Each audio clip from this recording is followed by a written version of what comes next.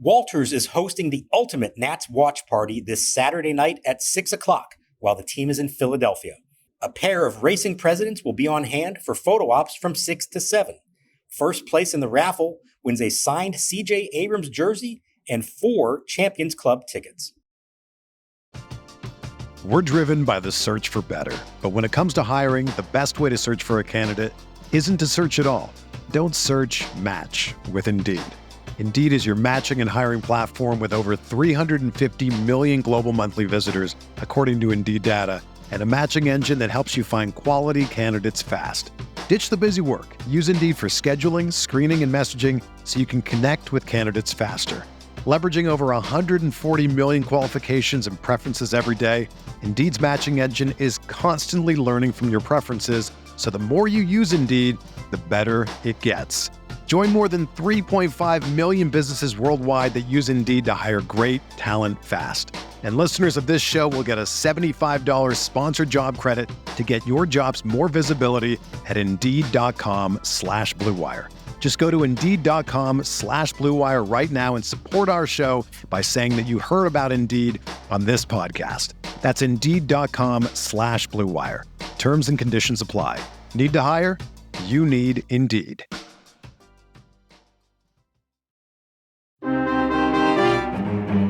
Wood a short lead at first.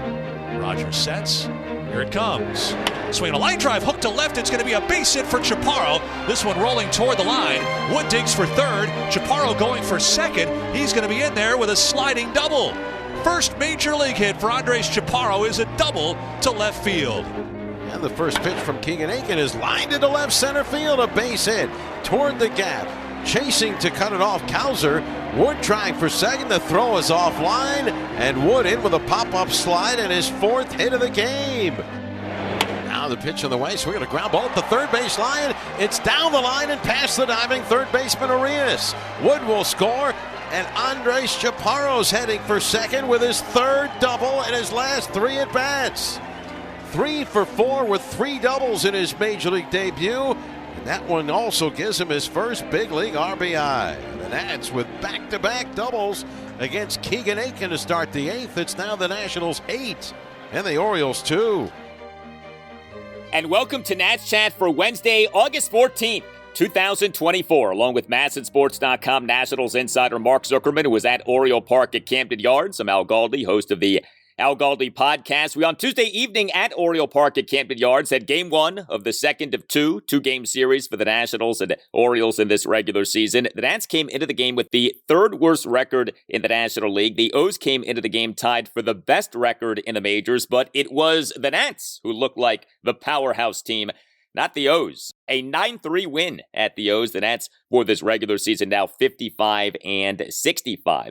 This episode of the Nats Chat podcast is brought to us by Table 2 Mat, which you can count on for all of your nutrition and personal training needs. Table 2 Mat offers virtual and in-person nutrition services and personal training to the DMV area. You can email Table 2 Mat directly via table2mat.com, or you can call 240-388-2206. And that website, table2mat.com, the word table, the number 2, and mat.com, table2mat.com. A strong outing by starting pitcher Jake Irvin on Tuesday evening. A dominant offensive performance by the Nats on Tuesday evening. James Wood was awesome. CJ Abrams was back and was great. And Andres Chaparro made Nats history. He is the Nats starting first baseman and number 6 batter, 3 for 4 with an RBI double and 2 other doubles, becoming the first Nats player to have at least 3 hits in his Major League regular season debut since the franchise moved to Washington, D.C. Mark, Andres Chaparro, of course, is not thought in the same way as James Wood and CJ Abrams are thought of, but Andres Chaparro, very impressive on Tuesday evening. Well, I'll tell you what, if you get 2 rookies combining for 7 hits, 4 of them for extra bases, I don't care what the reputation is or what they may ultimately turn into or not. You can't ask for anything more than that, and that was really cool to see. Obviously, James Wood comes in with the track record and just continues now in his first 6 weeks in the big leagues to do things that shouldn't be coming as easily to him as they are. Now, Andres Chaparro comes in as a 25-year-old. He's been at AAA the last 2 years with 2 different organizations before he arrived in Rochester a couple weeks ago. And the numbers in the minors were really good and was kind of blocked, never really got the opportunity with either the Yankees or the Diamondbacks. All of a sudden, here you go, kid. See what you can do. And those were some legitimate swings. These were not cheap doubles. These were rockets that he hit, one down the line, a couple to the gap. That was some really good stuff from a first baseman. And boy, how much have we talked about this year, the lack of production from their first baseman. To see that, even if it was only for one night, that was a great sign. Yes, power production from Andres Chaparro. So the Nats on Tuesday afternoon announced having selected the contract of Chaparro from AAA Rochester. The corresponding roster move was the Nats designating first baseman Harold Ramirez for assignment. The Nats got Chaparro in their trading of reliever Dylan Floro to the Arizona Diamondbacks on July 30th, what was 2024 MLB trade deadline day. So Tuesday was 2 weeks to the day of the Nats acquiring Chaparro, and Chaparro on Tuesday evening, and again his major league regular season debut, absolute force. Chaparro in an Nats a 2-run fourth, a double to left field on an 0-2 pitch. Chaparro in an Nats a 3-run six, a first pitch ground rule double off the left center field warning track, and Chaparro in an Nats 1-run eighth, a first pitch RBI double down the left field line for an 8-2 Nats lead. He's not like some highly regarded prospect, as we alluded to, but, he is young, age 25 season, and he did have these very good numbers in the minors, and I know there was some question about, he was playing in the PCL, which is known for having inflated offensive numbers, so you're never quite sure what to make of a guy who's putting up big numbers in that league, but man, he hit the ground running in this game. Yeah, I'll tell you what, it looked legitimate. And, I had the same question. A lot of us did on the day of the trade. And Mike Rizzo said he understood why there'd be some skeptics about that. He said, watch this guy's swing, and it's legit. And I'll tell you what, watching him for just at least one game, it absolutely was. He's got a high leg kick, and that can sometimes lead to problems. But his timing was on point with this one. And the way Davey Martinez described it, it's like he's a power hitter who doesn't necessarily just look to pull everything and drive it out of the park. He hit the ball, as I said, a couple of them were to the gap in left center. You can see it there. Now, after a few games, a week, whatever it is, pitchers are going to start to get a book on him, and we'll see how he does when that happens. But the situation they're in right now, why not? Take a look at him. You never know what you might get. This is a guy acquired for Dylan Floro, someone who was a great pickup for them on a 1-year deal, but you absolutely make that move when you have the chance at the trade deadline and take a flyer on someone that other teams maybe weren't going to be able to give the opportunity to. Right now, the Nationals are in a position to do it. Now, he can play third base as well, but the book on him is that he's a solid first baseman, and he made a couple plays there in this game. So I think what you're going to see, at least for now, is Chaparro and Juan Yepez kind of splitting time between first base and DH, and we'll see how it all plays out over time. This doesn't mean they're not still going to be in the market for a big slugger in the offseason, but he's got maybe 7 weeks to come in here and show them what he can do and maybe change their minds about what he might be and how he could figure into their plans. It's funny how things work out. The Nats got Andres Chaparro in the Dylan Floro trade. The Nats got Jose Tena in the Lane Thomas trade. Tena in his Nats debut, walk-off single. Chaparro in his Nats debut, RBI double and 2 other doubles. So doing quite well, Tena and Chaparro, and getting going here. Chaparro, this is his age 25 season. Tena, age 23 season. As good as Andres Chaparro was in this game, James Wood was spectacular. This became the James Wood show, and to whatever degree this series is James Wood versus Jackson Holliday, Tuesday evening was all about James Wood. Wood in this game as an starting left fielder and number 5 batter, 4 for 5 with a leadoff double, an RBI single, and 2 leadoff singles. He did get picked off, but he per StatCast had each of the Nats' top 3 exit velocities in the game. The exit velocity king, that is James Wood, continues to reign supreme. Wood in the Nats, a 2-run first, a 2-out opposite field RBI single to left field for a 1-0 Nats lead. Now, this is where he got picked off. He got picked off at first base, but he stayed in the rundown long enough for Juan Yepez to score for a 2-0 Nats lead. The single, per StatCast, an exit velocity of 105.9 miles per hour. Wood in the Nats, a 2-run fourth, leadoff single to right field. That single per StatCast, exit velocity of 102.7 miles per hour. Wood in the Nats, 3-run sixth, leadoff single up the middle despite having been down at 1.02. That single per StatCast, exit velocity of 99.5 miles per hour. And Wood in the Nats, 1-run eighth, first pitch leadoff opposite field double to the left center field gap. The double per StatCast, exit velocity of 105.8 miles per hour. A tremendous game for Wood. James Wood now at the major league level here since being promoted on July 1st. 157 plate appearances, OPS of 818. He now has the OPS well above 800, and he put on a show in this game. Everything hit hard, of course, as you just outlined there. Again, hitting the ball hard to the opposite field. He had a couple to the pull side, on the ground, but, it's fine when you hit it that hard and you hit it in the hole, that'll work. And so this is just a continuation of what we've seen from him. It's already his second 4-hit game in the big leagues. He's been in the big leagues since July 1st. He's already got 2 4-hit games. We keep talking about the progression and how the approach keeps getting better. The eye at the plate keeps getting better. He's not chasing the way that he was there for a little while. He started to hit the ball in the air with some authority. And it feels like there's still more there, to be honest. And what we've seen so far has been fantastic, but it does feel like there's still room for improvement from him. And I mean, how encouraging is that? This was a big night for him. He grew up, of course, in Montgomery County. He went to some Nats games. He also came to some Orioles games growing up, including, he thinks, his first game that he ever went to. And his mom put out a really cute photo of very young James with his grandfather at Camden Yards watching a game. And James thinks it was on his birthday, and the Oriole team he was watching that year may have had Gerardo Parra on the roster, which is a pretty cool thing to think that he's now his outfield coach and first base coach in the big league. So this meant something to James. His family, of course, was here. Not that the games in D.C. don't also, but technically it's the first big league game he's played in his home state of Maryland, and you could see the smile on his face. This one meant something to him. That's got to make Parra feel old, that he's coaching a guy who as a kid came to watch Parra play for the Orioles.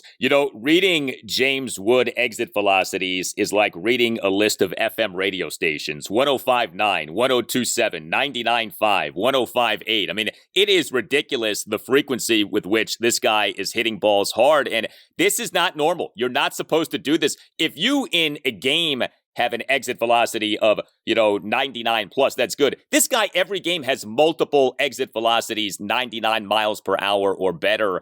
I don't think we should take that for granted. He is smashing balls right now. Playing all the hits from the 80s, 90s in today, right?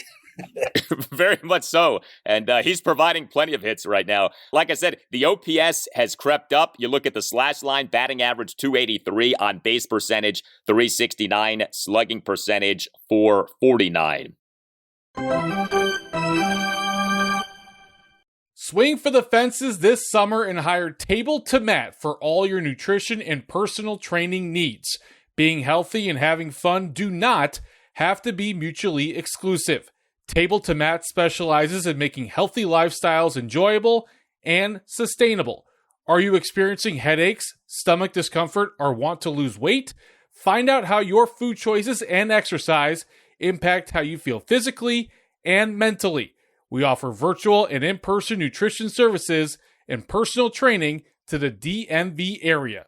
With over a decade working in our fields, we bring experience and passion to help you be the best version of yourself. You can email us directly through our website at tabletomat.com or call us at 240-388-2206. That's the word table, the number 2, MAT.com.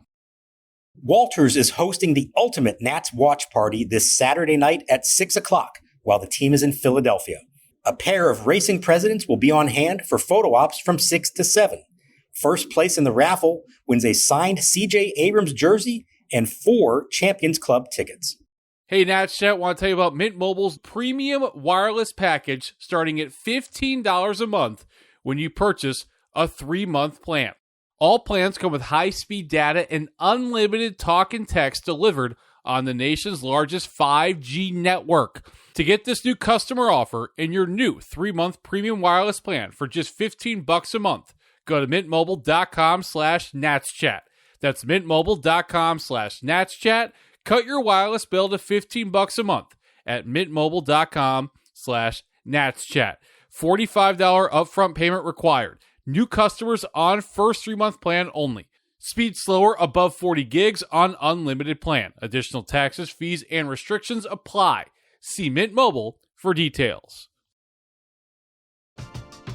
We're driven by the search for better. But when it comes to hiring, the best way to search for a candidate isn't to search at all. Don't search, match with Indeed. Indeed is your matching and hiring platform with over 350 million global monthly visitors, according to Indeed data, and a matching engine that helps you find quality candidates fast.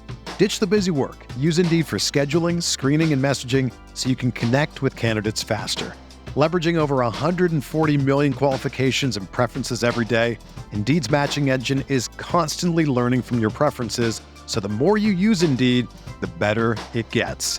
Join more than 3.5 million businesses worldwide that use Indeed to hire great talent fast. And listeners of this show will get a $75 sponsored job credit to get your jobs more visibility at Indeed.com/Blue Wire.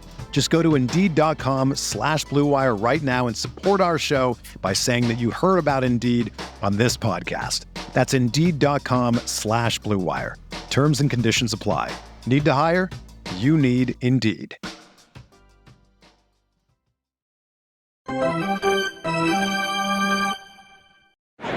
And here's a ground ball past the diving shortstop Henderson in the left field, a base hit.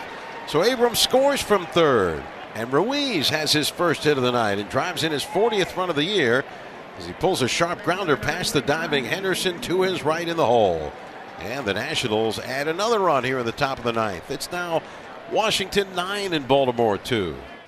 CJ Abrams, he is the Nats starting shortstop and number 2 batter, was back. He started for the first time in 4 games off having been plagued by back spasms here lately. And Abrams, quite good, 3 for 4 with 2 one-out doubles, a leadoff single, and a hit by pitch. He also had a stolen base, did commit a throwing error in an Orioles 1-run ninth, but Abrams in the Nats 2-run first, a one-out double to right field. Abrams in the top of the third, a leadoff opposite field single through the left side of the infield. Abrams in the top of the fifth drew a one-out hit by pitch, and he had to steal a second base. And Abrams in the Nats 1-run ninth, a one-out double off the glove of Orioles right fielder Anthony Santander on the warning track. Santander failed to make a leaping backhanded catch. I don't know if the back is still an issue for Abrams, but he looked pretty healthy in this game. He looked healthy swinging the bat. He looked healthy diving after balls at shortstop and running the bases. Everything looked fine. And, I'm sure there was a temptation, especially on Sunday as they were rallying and trying to mount a major comeback in the 8th and 9th innings for Davey Martinez to try to get him up there at the plate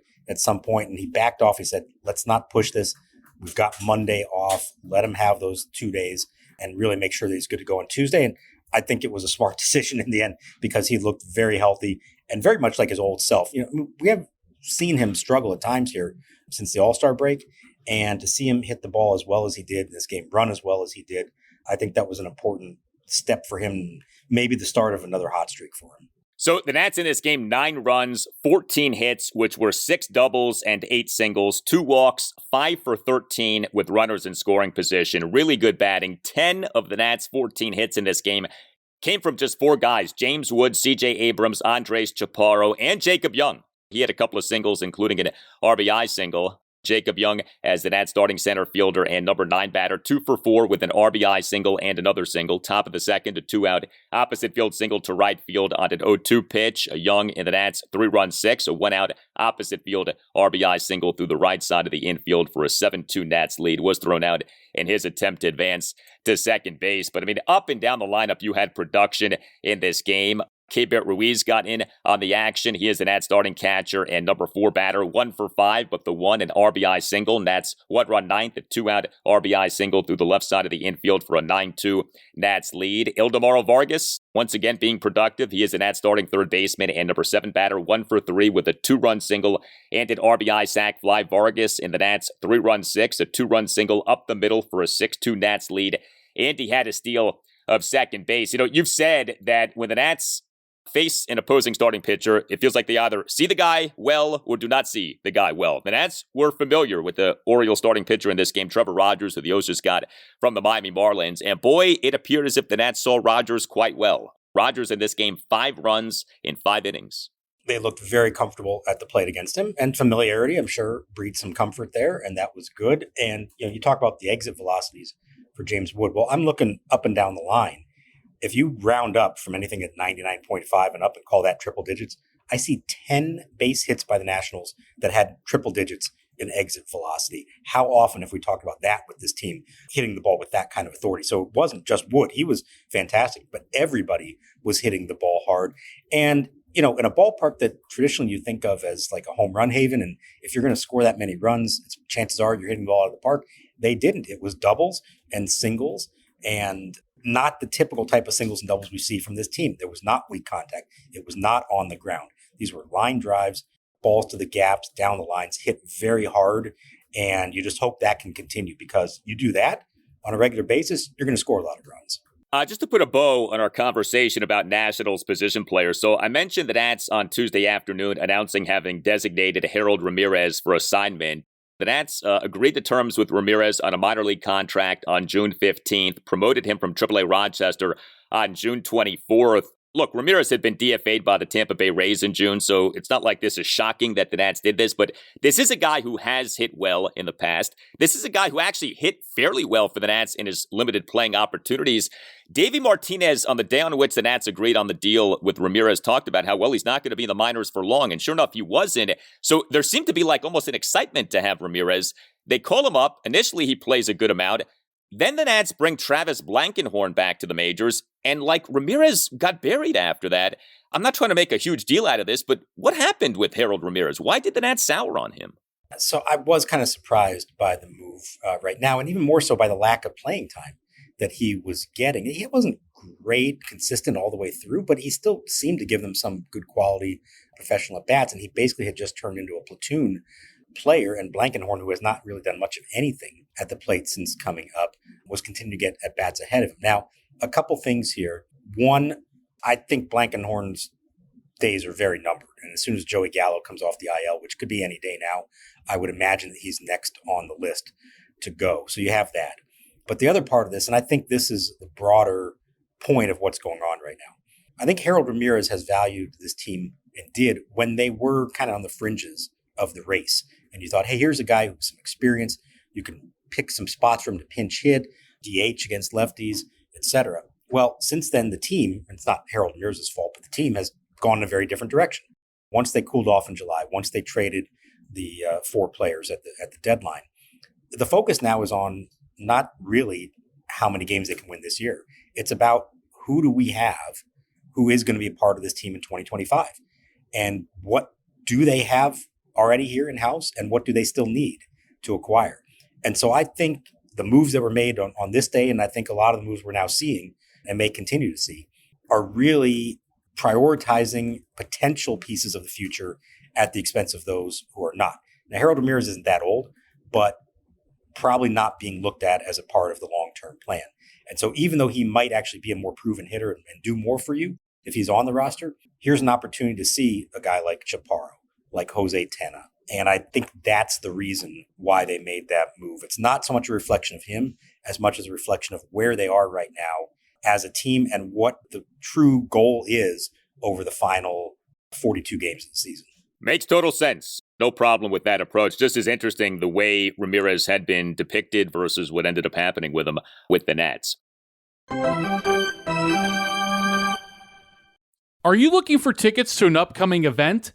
That's why you should download the Game Time app. Create an account and use code NATSCHAT for $20 off your first purchase. You get cheaper tickets, and it helps the podcast a bit. Sounds like a smooth 6-4-3 double play. Again, create an account and redeem the code NATSCHAT for $20 off. Terms apply. Download Game Time today. Last minute tickets, lowest price, guaranteed.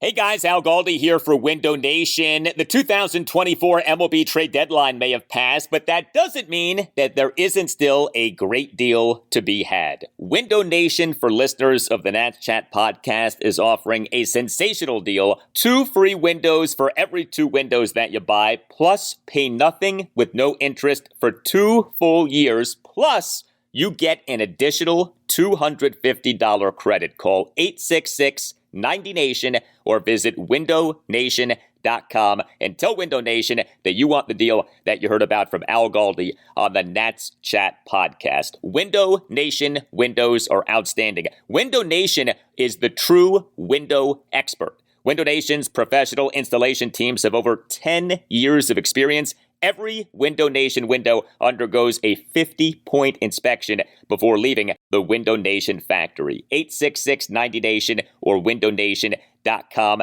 Take advantage of this offer for listeners of the Nats Chat podcast. 2 free windows for every 2 windows that you buy, plus pay nothing with no interest for 2 full years, plus an additional $250 credit. 866-90Nation or visit windownation.com. That's 866-90Nation or windownation.com, and tell Window Nation that Al Galdi sent you.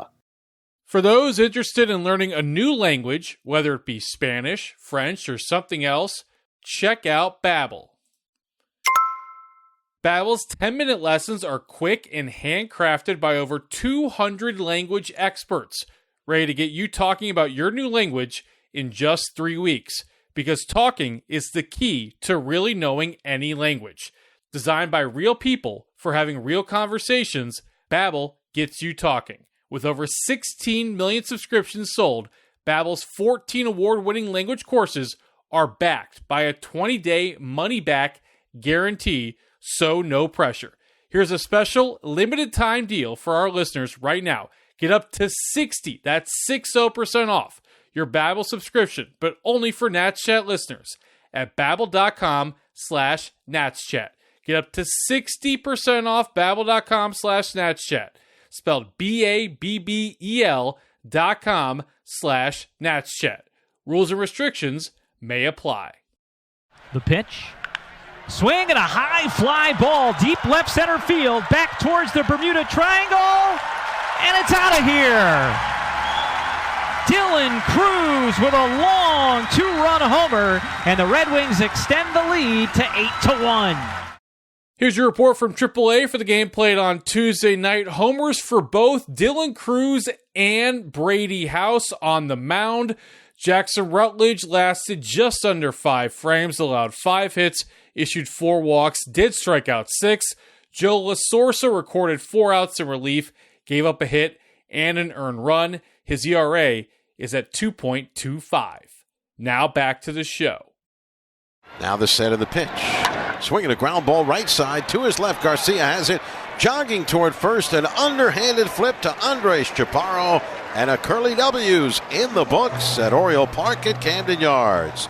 So as good as the Nats offense was in this 9-3 win at the Orioles on Tuesday evening, let us not look past who the Nats starting pitcher was in this game, Jake Irvin. So Jake Irvin had been bad in 4 of his last 6 starts, but Jake Irvin in this game, quite good. 2 runs in 6 innings. He gave up 7 hits, which were a home run, and 6 singles, issued a walk, recorded just 3 strikeouts, but he threw a lot of strikes, 100 pitches, 65 strikes versus 35 balls. Irvin threw first pitch strikes to 18 of the 26 batters he faced. Now, the Orioles are very up and down offensively, but they do have a ton of power. Number 1 in the majors in homers for this regular season. So this is not an easy lineup to face. Irvin did a very good job against this lineup. His 2 biggest issues over the last month or so when he hasn't been good, walks and home runs. And what did he do in this game? 1 walk allowed, 1 home run allowed, and that was a solo shot by Santander that really didn't have any larger effect on the game. The Orioles lineup was loaded with left-handed hitters who I'm sure were taking aim at Utah Street, and he did a really nice job of keeping the ball down the zone, mixing it up. And I think the key to his whole start is the second inning. He gives up 3 straight singles to start the inning, 1 runs in. He mentioned it that over the last month, sometimes that inning would turn into a big number, not just the 1. And he buckled down, retired the last 3 hitters. You mentioned Jackson Holliday, the whole Holliday versus Wood matchup. This might have been the biggest at bat in the whole game. Jackson Holliday with 2 on and 1 out. And Irvin throws him 4 straight curveballs and then surprises him on the last pitch with a changeup. It was actually a 91-mile-an-hour changeup that he swung through for strike 3. He set him up perfectly with that and then surprised him with the last pitch. I think that allowed him to get out of that jam, keep it to a bare minimum, give up the Santander homer 1 inning later, but that was it for him. He got stronger as the game went on. And so I think this was actually a really important start for Jake Irvin against a lineup like that. And, unlike with Mackenzie Gore, we're seeing Irvin get his arms around his season to where it doesn't fall apart like Gore's season has fallen apart. So very good to see that. Jake Irvin now for this regular season, 25 starts, ERA of 3.72, whip of 1.13. The Nats bullpen in this 9-3 win at the O's on Tuesday evening, ultimately good. 4 Nats relievers combined to allow 1 run in 3 innings with 4 strikeouts. So Robert Garcia, a perfect bottom of the 7th with 2 strikeouts. Jose A. Ferrer tossed a scoreless bottom of the 8th. The issue would be what happened in the bottom of the 9th. Orlando Revolta officially allowed 1 run in 2/3 of an inning. He, in what was his major league regular season debut, faced 5 batters, got just 2 outs. So the Nats on Tuesday afternoon announced having selected the contract of Revolta from AAA Rochester and announced having designated reliever Jordan Weems for assignment. A wild last few weeks for Jordan Weems with the organization.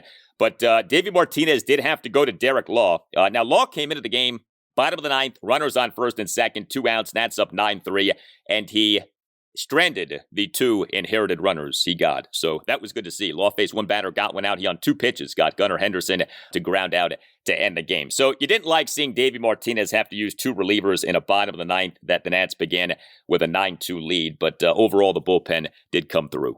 Didn't ever really let them get back into the game. Good stuff from Robert Garcia was nice to see. And, Revolta, a tough spot. You'd like to let him try to finish that out, but the pitch count was getting up there. There were some nerves for him, I'm sure. He's got a good fastball. It was 97. He's supposedly got a really good changeup. He seemed to be up in the zone a whole lot. I'm sure it was a little bit of a nerve-wracking situation for him. He's not a name that we talk a lot about, but he was a 12th round pick by the Nationals in 2019 who has just worked his way up through the organization, had great numbers at Double-A to start the year, got promoted to AAA where he was still pretty good. Does have a little bit of a walk issue, so that's something they're going to have to watch, but big strikeout numbers. In a perfect world, it maybe would not have been the 9th inning, even though they had the comfortable lead, but hopefully he kind of got that one out of his system and they can see a little bit more about what they have in him. Again, this fits right in with everything else we're talking about as far as the roster moves offensively. This is somebody who could figure into the long-term plan. We know they've got some bullpen openings after the trades this year. Put this kid out there, let him spend the next 7 weeks in the big leagues and find out what you have in him. By the way, we mentioned Anthony Santander. So Santander in this game homered. He, for this regular season, now has 36 home runs. Anthony Santander is set to be a free agent this coming off season. The O's have an abundance of young, promising outfielders, so it doesn't appear super likely that they'll be re-signing Santander. I mean, who knows? But just, looking at things logically, that would appear to be the case. When we talk about the Nats potentially signing a power bat this offseason to play the outfield and or first base, Anthony Santander next season will be his age 30 season. He is kind of a one-trick pony. He's not a great defender in right field. He doesn't have high on-base percentages, but he does hit homers and he does hit doubles, so he would give you some power. And he wouldn't figure to cost a ton. Like, this isn't someone who should command, $200+ million as a free agent. Heck, he may not even get to $100 million as a free agent. It's hard to tell. Do you think Santander is someone who the Nats might target this offseason?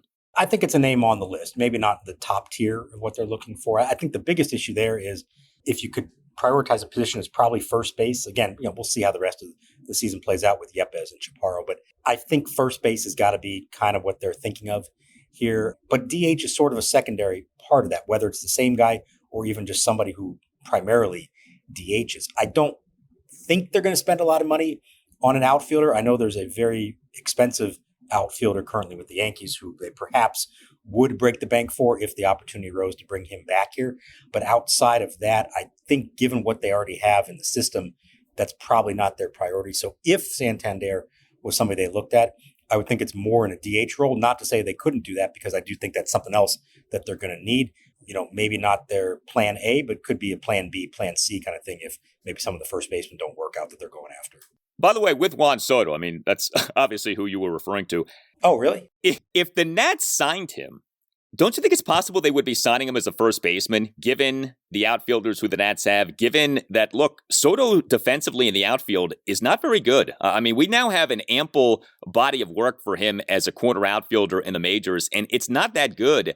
I would think if they sign him, it might be a Bryce Harper scenario where, yeah, he's an outfielder in name, but he eventually becomes your first baseman and maybe sooner rather than later. Is that how you would see it? I could see a transition for sure. And maybe you hate to say it, but maybe primarily DH more than anything else, which I think most would acknowledge as he gets well up into his 30s, that's where we're going to be. It's a little unfortunate that already he's 25 or will be 25, that's already what you have to be talking about. You would have hoped that outfield could be something he could play through his 20s. As you said, that's really not his forte at the moment. And maybe whoever it is that ends up with him says, you know what, you're a great hitter. You're going to be a great hitter for a long time. Let's just focus on that and not think about the defensive part of it. I don't know what he would look like at first base. It would require some work, but we've certainly seen others make that transition. And it's interesting you mentioned Bryce Harper, because that's something that I think a lot of us also thought, well, he's so young, he's so agile, he can continue to play outfield well into his 30s. And no, they made that transition, and now he's permanently a first baseman.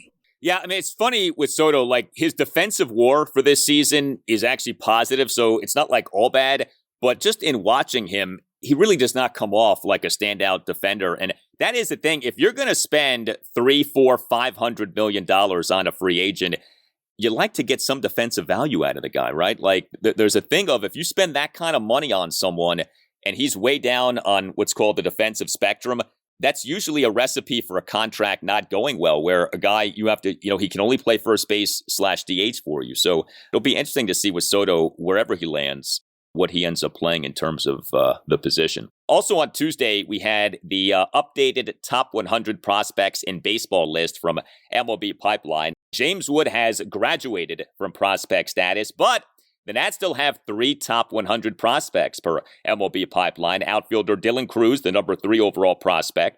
Third baseman Brady House, the number 69 overall prospect. And starting pitcher Travis Sikora, who we talked about a few shows ago, he's in as the number 100 overall prospect. And speaking of Nats prospects, Cade Cavalli finally has made his way to West Palm Beach. Hallelujah. Get him going. Let's see what you can get. Can he be up here in 6 weeks? I don't know. I've given up trying to predict how that one's going to play out, but at least he is throwing. At least he's not just hanging around the clubhouse at Nats Park anymore. And good for him for finally being in a position to be able to do that. Do you think the chance of him making a start at the major league level this season is higher or lower than 50%? I'm going to say lower than 50% just because of the timing of it. Even if everything goes extremely well, we're 6 weeks away.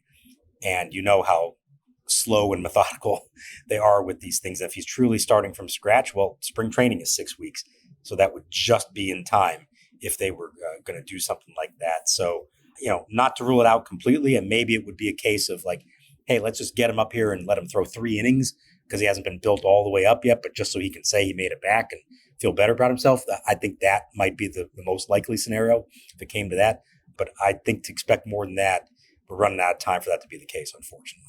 You tell us what you think. Hit us up on X at Nats_chat. This episode of the Nats Chat podcast is brought to us by Table 2 Mat, which you can count on for all of your nutrition and personal training needs. Table 2 Mat offers virtual and in-person nutrition services and personal training to the DMV area. You can email Table2Mat directly via table2mat.com, or you can call 240-388-2206. And that website, table2mat.com, the word table, the number 2, and mat.com, table2mat.com.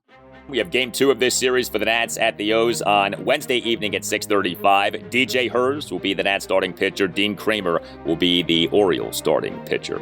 You can find us on our website, natschatpodcast.com, in which you can purchase a Nats Chat podcast t-shirt. All Nationals radio highlights on Nats Chat are courtesy of 106.7 The Fan. For Mark Zuckerman, I'm Al Galdi. We thank you for listening, and we'll talk to you next time on the Nats Chat podcast. Again, the pitch on the way. Breaking ball hammered high in the air to left field. Ritter's going back. He nears the fence. It is gone. Brady House takes one to the house. 1-0 Red Wings. That thing was smoked.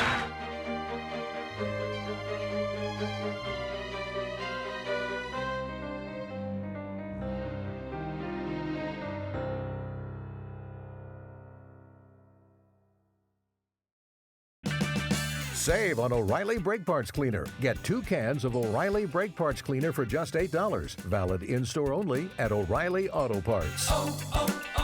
O'Reilly Auto Parts.